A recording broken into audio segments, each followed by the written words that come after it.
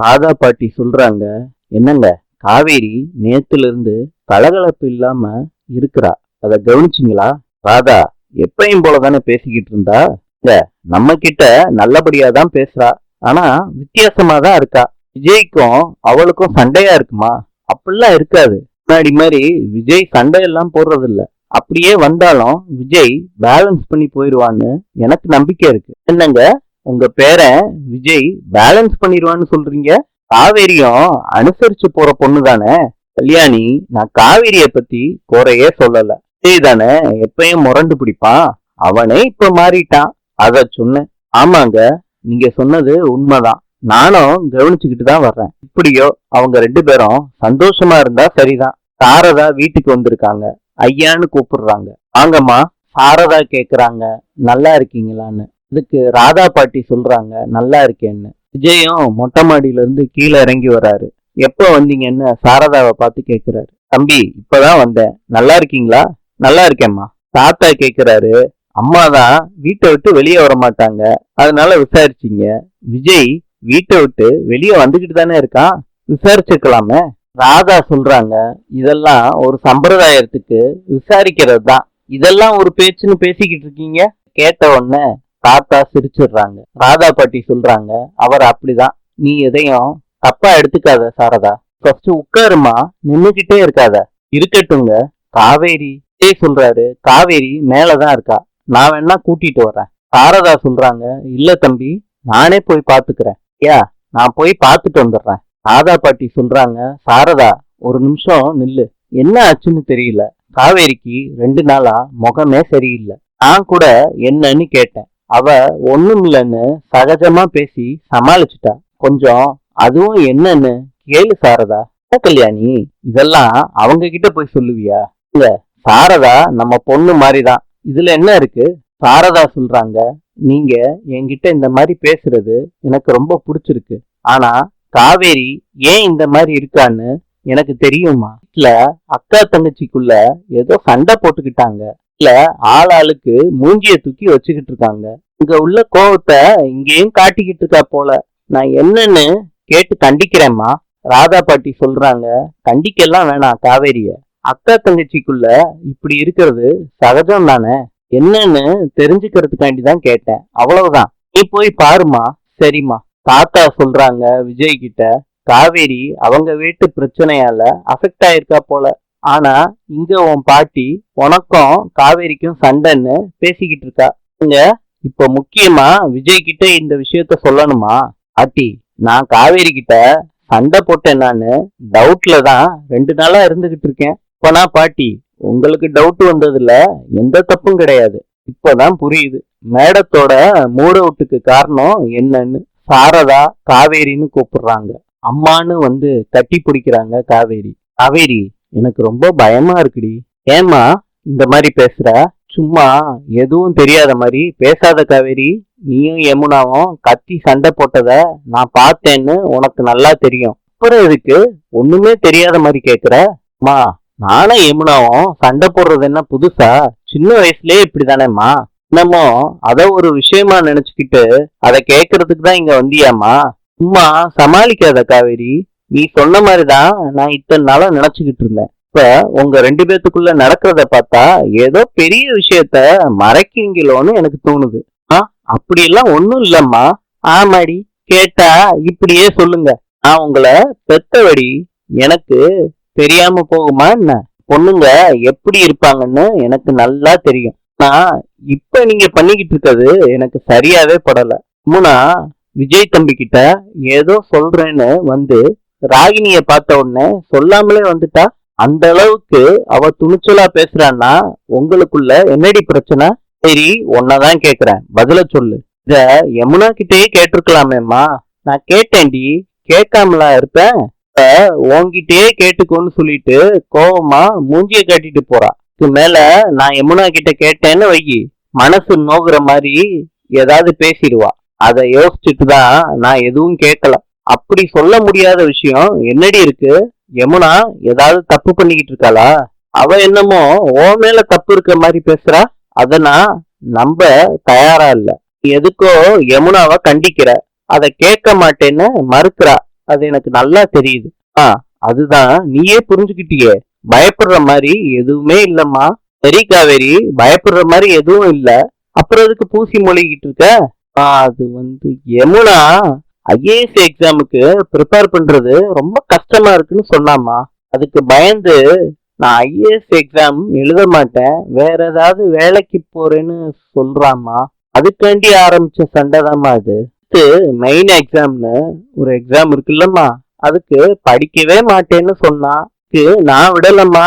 அதுக்கு தான் என்கிட்ட சண்டைய போட்டுக்கிட்டு இருக்கா. என்னம்மா இப்படியே பாக்குற? காவேரி, நீ பொய் சொல்ற. சரி விடு காவேரி, நீ என்கிட்ட கூட அந்த உண்மையை சொல்ல மாட்டேற. அப்பனா அதுக்கு பின்னாடி ஒரு நியாயமான காரணம் இருக்கும். என் பொண்ணு என்கிட்ட பொய் சொல்ல மாட்டா, எனக்கு நல்லா தெரியும். ஆனா எதுவா இருந்தாலும் உங்களுக்குள்ளேயே பேசி சரி பண்ண பாருங்க. சரிம்மா, நீ தைரியமா இரு. யமுனாவோட கவனத்தை படிப்புல செலுத்துறதுக்காண்டிதான் நான் அவ கூட சண்டை போட்டுக்கிட்டு இருக்கேன். அது பொய் கிடையாதுமா. சரி காவேரி, நீ இவ்வளவு தூரம் சொல்ற, அது கரெக்டா தான் இருக்கும். தாத்தாவும் பாட்டியும் பேசிக்கிட்டு இருக்காங்க. விஜய் எந்திரிச்சிட்டாரு. என்ன விஜய், ஏதாவது வேணுமா? பாட்டி, காவேரியோட அம்மா வந்திருக்காங்க, அவங்களுக்கு காஃபி கொடுக்கணும்ல. விஜய், என்ன பாட்டி, அவங்க வீட்டுக்கு போனா எப்படி எல்லாம் ரிசீவ் பண்றாங்க நம்மள, நம்மளும் அதே மாதிரி இருக்கணும்ல. அதெல்லாம் கரெக்ட் தான் விஜய். என்ன, நீ காஃபி போட போறியா? உள்ள செல்வி அக்கா இருப்பாங்கல்ல, அவங்க கிட்ட சொல்லிதான். சரிடா விஜய், சாரதா ஃபர்ஸ்ட் பேசிட்டு வரட்டும், அப்புறம் காஃபி போட்டு கொடுக்கலாம். ஏன்டா இப்படி பறக்குற? உட்கார்றா, நானே சொல்றேன். பாட்டி செல்வின்னு கூப்பிடுறாங்க. சொல்லுங்கம்மா. மேல காவேரியோட அம்மா வந்திருக்காங்க, காஃபி போட்டு எடுத்துட்டு போ. அங்க இங்க பாருங்க, உங்க பேரனை வர வர மாமியார் வீட்டோட ரொம்ப ஐக்கியமாயிட்டான். அதா ஐக்கியமான என்ன, காவேரி மாதிரி ஒரு பொண்ண மருமகளா கொடுத்ததுக்கே காலம் ஃபுல்லா அவங்களுக்கு நம்ம அடிமையாவே இருக்கணும். ஜெய் காவேரி கூட வாழ்றான், அப்பனா அவனுக்கும் அந்த நன்றி உணர்ச்சி இருக்கும்ல. இங்க நல்ல விதமா தான் நானும் சொன்னேன். எனக்கு பார்க்கவே ரொம்ப சந்தோஷமா இருக்கு. என்ன பாட்டி, என்ன பார்த்து பார்த்து தாத்தா கிட்ட ஏதோ ரகசியம் பேசிக்கிட்டு இருக்கீங்க? இல்லைங்க பாட்டி, என்ன விஷயம்? ஒன்னும் இல்லடா, உங்க தாத்தா கிட்ட உன் மாமியார நான் கவனிக்கலன்னு இப்படி எல்லாம் உனக்கு கோவம் வருது, அத சொல்லிக்கிட்டு இருந்தேன். நான் அப்படிலாம் கோவப்படல, நான் கேஷுவலா தான் சொன்னேன். ஜெய், எப்பயும் இல்லாம புதுசா சொல்றியே, அதான் ரொம்ப வித்தியாசமா இருந்துச்சு. ஆனா இதுவும் நல்லா தாண்டா இருக்கு. ராகினி எல்லாத்தையும் தூரமா நின்னு பாத்துக்கிட்டே இருக்காங்க. நான் போய் காஃபி குடுத்துட்டு வந்துடுறேன். போமா. அக்கா, ஒரு நிமிஷம், அந்த காஃபிய என்கிட்ட கொடுங்க, நான் எடுத்துட்டு போறேன். பரவாயில்ல ஐயா, நீங்க வேற ஏதாவது வேலை இருந்துச்சுன்னா பாருங்க. தாத்தா சொல்றாரு. செல்வி, நீ அவங்கிட்ட குடுமா காஃபிய. காஃபிய விஜய் எடுத்துட்டு போறாரு. அப்ப ராகினி ஒளிஞ்சுக்கிறாங்க. இத பார்த்த ராகினி ரொம்ப ஃபீல் பண்றாங்க. சாரதா சொல்றாங்க காவேரி கிட்ட, நம்ம வீட்டுல நடக்கிற விஷயத்த இங்க எடுத்துட்டு வரக்கூடாது. ஆறு காவேரி, நான் இங்க வந்தப்ப பாட்டி என்கிட்ட கேக்குறாங்க, காவேரி முகமே சரியில்லைன்னு. எல்லாருக்கிட்டையும் தெரியற மாதிரி இங்க உள்ளவங்க கிட்ட பேசாம இருப்பியா? இப்படிலாம் இருக்க கூடாது காவேரி.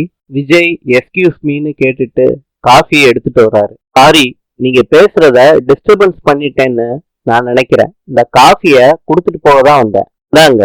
இல்ல தம்பி, நீங்க எதுக்கு எடுத்துட்டு வரீங்க? இதுல என்ன இருக்கு, வாங்கிக்கோங்க. நீங்க குடிச்சிட்டீங்களா? பரவாயில்ல, நான் கொஞ்ச நேரத்துக்கு முன்னாடிதான் காஃபியே குடிச்சேன், இது உங்களுக்கு தான். காஃபிய புடிங்க. என்ன தம்பி, நீங்க குடிங்க. காவேரி, தம்பி உன்னை பார்த்து சிரிக்குது, நீ என்ன மூஞ்சிய உருன்னு வச்சுக்கிட்டு இருக்க? இப்ப வேண்டி சொன்ன அங்க உள்ள சண்டைய இங்க கொண்டுட்டு வரக்கூடாதுன்னு. ஒண்ணும் இல்ல தம்பி, யமுனா கலெக்டருக்கு படிக்கிறாள்ல, அந்த பரீட்சை ரொம்ப கஷ்டமா இருக்கான், அதனால அத படிக்காம வேற வேலைக்கு போறேன்னு சொன்னாலாம். அதுதான். யமுனா கலெக்டர் ஆகணும்னு அவங்க அப்பாவோட கனவு. காவேரிக்கு அப்பான்னா உசுறு. அப்பாவோட கனவை நிறைவேற்ற மாட்டேறான்னு இவங்களுக்குள்ள ஏதோ சண்டை போட்டுக்கிட்டாங்க தம்பி. அதனாலதான் இங்கேயும் மூஞ்சிய தூக்கி வச்சுக்கிட்டு இருக்கா. அதை பத்தி எல்லாம் எந்த பிரச்சனையும் இல்லைங்க. காவேரிய பத்தி எனக்கு நல்லா தெரியும். ஆக்சுவலா கொஞ்ச நேரத்துக்கு முன்னாடி யமுனா வீட்டுக்கு வந்திருந்தா. மெயின் எக்ஸாமுக்கு ப்ரிப்பேர் பண்ணுன்னு நான் அவகிட்ட சொல்லிக்கிட்டு இருந்தேன். சரின்னு தான் என்கிட்ட சொல்லிட்டு போனா. நீங்க அதை பத்தி கவலைப்படாதீங்க, நான் யமுனா கிட்ட பேசிக்கிறேன். சரிங்க தம்பி, நீங்க பேசுறது எனக்கு ரொம்ப தெம்பா இருக்கு. அதுல என்னங்க இருக்கு, இது என்னோட கடமையும் தானே. அப்புறம் ஆன்ட்டி, பிசினஸ்லாம் எப்படி போகுது? தம்பி, ஆர்டர்லாம் நல்லா வருது. அவ்வளவு ஆர்டருக்கு எங்களால அப்பளம் போட்டு கொடுக்க முடியுமான்னு ரொம்ப தயக்கமாவே இருக்கு. என்ன ஆன்ட்டி, நான் மாடலா இருந்தேனே விக்காம போயிருமா? என்ன காவேரி நான் சொல்றது? சரி, மாப்பிள்ளைய பார்த்து நல்லாதான் சிரிங்க. இதுதான் காவேரி.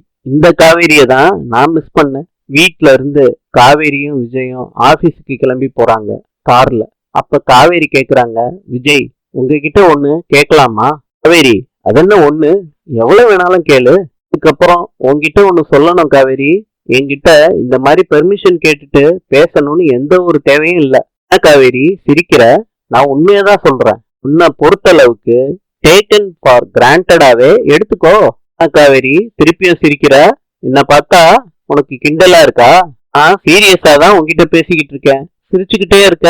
எல்லாம் ஒண்ணும் இல்ல விஜய், இப்பதான் நீங்க சிரிக்கிற மாதிரியே ஜோக்கு சொல்றீங்க, அதான் சிரிப்பு வந்துருச்சு. என்ன விஜய், டேக்கன் ஃபார் கிராண்டடா? இந்த கான்ட்ராக்ட் பொண்டாட்டிக்கெல்லாம் அதுக்கெல்லாம் உரிமையே இல்லைன்னு கான்ட்ராக்ட்ல இருக்கே. இதுவும் இல்லாம அப்பப்ப எனக்கு ஞாபகப்படுத்திக்கிட்டே இருக்கீங்க. உங்களுக்கு மறந்துருச்சா என்ன? சரி, அந்த கான்ட்ராக்ட பத்தி பேசாதன்னு உங்ககிட்ட எத்தனை வாட்டி சொல்றது? ஏங்க பேசக்கூடாது? அந்த கான்ட்ராக்ட பத்தி பேசக்கூடாதுன்னு அக்ரிமெண்ட் போட்டிருக்கீங்களா என்ன? எல்லாம் சரிதாங்க. எங்க அம்மா வந்தப்போ ஏன் அந்த மாதிரி நடந்துகிட்டீங்க சொல்லுங்க. காவேரி, எப்படி நடந்துகிட்டேன்? நல்லா தானே ரிசீவ் பண்ணேன். ஃபேக்ட், யூஸ்வலா அவங்கள ரிசீவ் பண்றதை விட இந்த வாட்டி ஜாலியா தான் ரிசீவ் பண்ணேன். காஃபி எல்லாம் நான் தான் மேல கொண்டு வந்து கொடுத்தேன். அதாங்க உங்ககிட்ட கேக்குறேன், ஏன் இப்படி பண்ணணும்? என்ன கேள்வி இது? எனக்கு தெரிஞ்சுக்கணுங்க, சொல்லுங்க. லாஸ்ட் டைம் நம்ம வீட்ல அவங்க ஸ்டே பண்ணப்ப நான் சரியா ரிசீவ் பண்ணலையோன்னு எனக்கு அப்பப்ப தோணிக்கிட்டே இருந்துச்சு. எல்லாரு கூடயும் மிங்கிளாக ட்ரை பண்ணேன். அந்த ட்ரை பண்ண அளவுக்கு தான் இருந்துச்சுன்னு அந்த கில்ட் என் மனசுக்குள்ள இருந்துகிட்டே இருந்துச்சு. அதனாலதான் இந்த வாட்டி என்னோட ஹெசிடேஷன் எல்லாத்தையும் மீறி மீறி புஷ் பண்ணிக்கிட்டே தான் இந்த எஃபர்ட் எடுக்கணும்னு எனக்கு தோணுச்சு. விஜய், அப்படியெல்லாம் நீங்க ஏன் யோசிக்கணும்? என்ன காவேரி, என்னோட ஃபிளாஸ் என்னன்னு நான் திங்க் பண்ணி நல்ல பையனா மாறணும்னு எஃபர்ட் எடுத்தா அது என்ன தப்பா? நீங்க திங்க் பண்ணதெல்லாம் நல்ல விஷயம்தான். ஆனா எங்க வீட்டு ஆளுங்க முன்னாடி இந்த டயத்துல அப்ளை பண்ணணும் நீங்க நினைச்சது ரைட்டா? கான்ட்ராக்ட் முடியறதுக்கு இன்னும் கொஞ்ச நாள் தான் இருக்கு, தெரியும்ல உங்களுக்கு. இந்த டயத்துல நீங்க இந்த மாதிரி பண்ணிக்கிட்டு இருந்தா அவங்களுக்கு ஹோப் கொடுக்கற மாதிரி ஆயிராதா? கான்ட்ராக்ட் முடிஞ்ச அடுத்த செகண்டே நீங்க யாரோ நான் யாரோன்னு பை சொல்லிட்டு போய்கிட்டே இருக்க போறோம். நம்ம பிரியும் போது என் வீட்டுக்கு தெரிஞ்சிச்சுன்னா இந்த கான்ட்ராக்ட பத்தி அவங்க ரொம்ப கோவப்படுவாங்க. அதனாலதான் நம்ம வீட்டுல நம்ம 2 பேத்துக்கும் அண்டர்ஸ்டாண்டிங் இல்லைன்னு மியூச்சுவலா பிரியிறோன்னு சொல்லலான் இருந்தேன். இதுவும் இந்த டயத்துல அவங்க கிட்ட நீங்க க்ளோஸா மூவ் பண்ணிக்கிட்டு இருந்தா அவங்க என்ன சொல்லுவாங்க? அவங்க எல்லாரும் விஜய் தம்பி ரொம்ப நல்லவரு, நீ தான் பிடிவாதக்காரி, அதனால தப்பான முடிவு எடுத்து பிரிஞ்சுட்டேன்னு என்னையே தப்பா சொல்லுவாங்க. பேரை டேமேஜ் ஆக்கணும்னு தான் நினைச்சு இந்த வேலையெல்லாம் பண்ணிக்கிட்டு இருக்கீங்கல்ல.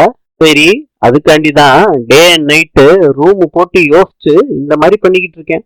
ஏய், நான் சீரியஸா பேசிக்கிட்டு இருக்கேன். Okay Kaveri, okay okay. அங்க திரும்பியும் நக்கல் பண்றீங்களா? என்ன பார்த்தா லூஸ் மாதிரி இருக்கா உங்களுக்கு? என்னங்க பாத்துக்கிட்டே இருக்கீங்க?